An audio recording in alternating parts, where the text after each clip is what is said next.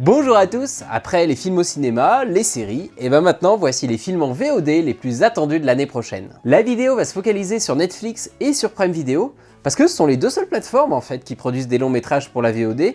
Canal, et ben les films ils passent par la case cinéma avant, et puis Max, Paramount ou Apple TV, et ben pour le moment ils ont annoncé que des séries pour 2025, ils ont l'air de se focaliser là-dessus. Donc ça va être une vidéo un peu plus rapide que les autres, mais ça va être intéressant quand même parce que vous allez voir, ça va permettre de dégager en fait le schéma type des films de plateforme. Il y a un peu un cahier des charges un peu générique qui se retrouve sur tous les films. Je vous ai classé les films par plateforme, on commence par Netflix puis Prime Video, sauf pour le film que j'attends le plus, que je vous garde pour la fin. Et on commence avec un film d'action qui sort tout bientôt, Ad Vitam. C'est un genre de Taken à la française, il y a un homme dont le passé, les complots le rattrapent, qui doit retrouver sa femme qui a été kidnappée par des méchants. Sauf qu'ici, pas de Liam Neeson, c'est Guillaume Canet qui tient le rôle principal. Ah ouais, du coup tout d'un coup ça me hype un peu moins. Mais je suis peut-être mauvaise langue, il fera peut-être bien le taf. Deuxième film est toujours sur Netflix, Bastion 36. Antoine Cerda est commandant de police à la BRI, la brigade anti-gang, mais à cause de ses méthodes peu conventionnelles, taper d'abord, parler ensuite, ou l'inverse, il est muté à la brigade anticriminalité suite à une sanction de l'inspection générale. Sauf que quelques mois plus tard, deux membres de son ancienne équipe sont abattus, il décide donc de mener sa propre enquête qui va le mener en pleine guerre des polices. C'est un énième polar signé Olivier Marchal, et c'est avec Victor Belmondo et Yvan Attal. Perso, je suis pas très emballé. Quand je vois le réal et les acteurs, je me dis qu'on n'est pas forcément sur un film mauvais, mais qu'on est sur du contenu divertissement VOD quoi. Le genre de film que tu regardes sur ton canapé avec une pizza dans une main et ton smartphone de l'autre, que tu regardes sans vraiment regarder. Ça m'étonnerait que ça soit un grand film, mais je demande qu'à me tromper, on verra. Troisième film, French Lover. Alors cette fois c'est bon, on quitte le polar, on est sur une comédie romantique. Abdel Camara est la grosse star du moment, et lorsque Marion, l'incarnation parfaite de la girl next door, lui rend un service un jour, aucun des deux ne soupçonne que c'est le début d'une grande histoire d'amour. Oh mon Dieu! Je pensais pas qu'en 2025 on proposerait encore des scénarios comme ça. J'espère vraiment qu'il y a un twist quelque part ou que c'est une super parodie parce que sinon, mais au secours! C'est avec Omar Sy et Sarah Giraudot.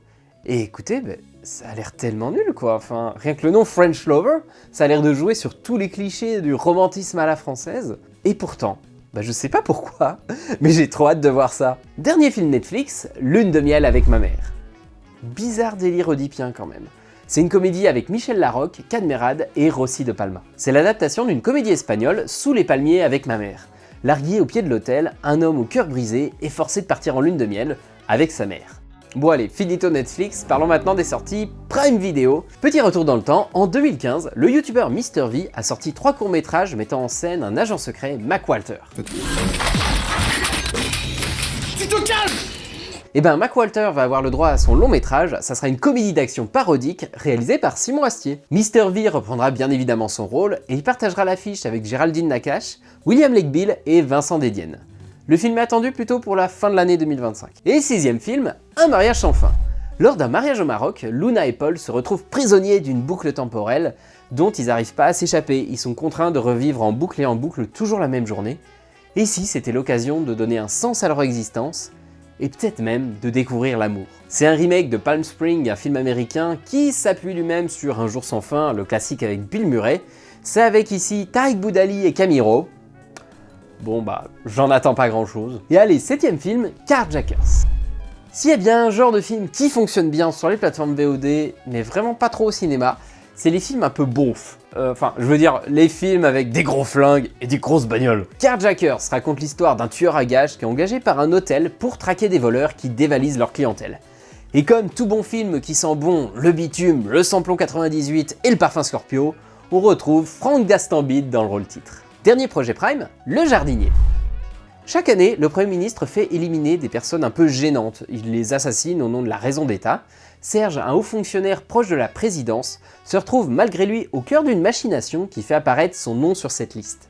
Il est donc condamné à une mort certaine et il n'a plus qu'un seul espoir, son jardinier. Le scénario est improbable, mais c'est rien par rapport au casting, on retrouve un duo de choc, Michael Youn et Jean-Claude Van Damme. Et allez, il est temps de passer au film que j'attends le plus, ou en tout cas que je redoute le moins, Banger sur Netflix. Vincent Cassel est un DJ sur le déclin, un peu old school, et il est recruté par une agent de la DGSI qui est jouée par Laura Felpin pour faire tomber son rival, Vestax, incarné par MrV. Enfin un projet qui me botte. Le scénario déjà il est super intriguant, on sait pas si ça va être une comédie, un thriller, un peu des deux, et le casting est 5 étoiles. En plus des 3 têtes d'affiche, on va retrouver Nicolas Maury, Philippe Catherine, Kavinsky, Paul Mirabel, Panayotis Pasco et Manu Payette. C'est réalisé par Somi, c'est un mec qui vient de l'univers de la musique électro. Il a déjà réalisé mais surtout des clips, notamment pour Justice. Et c'est cool parce qu'il connaît bien son sujet et il aura sûrement une approche un peu différente de quelqu'un qui vient de l'univers du cinéma. Et ça y est, on a fait le tour. Bon, vous vous en êtes rendu compte, hein, mais perso, les projets m'emballent pas des masses. On est toujours un peu sur les mêmes recettes en fait. Des têtes d'affiche, parce que oui, on a de la thune, mais sinon, c'est toujours les mêmes histoires, le film d'action complètement cliché, ou la comédie qui a été repompée sur une autre comédie qui a marché ailleurs. C'est ce que je vous disais un peu avant en fait, j'ai vraiment l'impression que les films sont pensés pour être de l'occupationnel. Il faut que ça soit pas trop clivant, pas trop compliqué à suivre, pour que tu puisses faire autre chose en même temps. Et hop, tout le monde peut regarder, le lendemain t'as oublié, et ainsi de suite. Ou je trouve qu'au contraire, je suis un petit peu plus optimiste du côté des séries.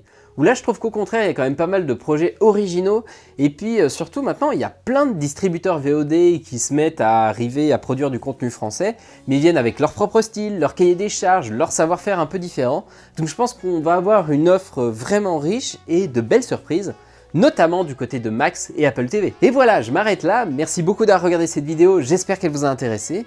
Dites-moi ce que vous en pensez des films, s'il y a des trucs qui vous bottent et que c'est moi qui suis relou, ou sinon de toute façon, film en VOD, faut jamais s'attendre à un chef-d'œuvre.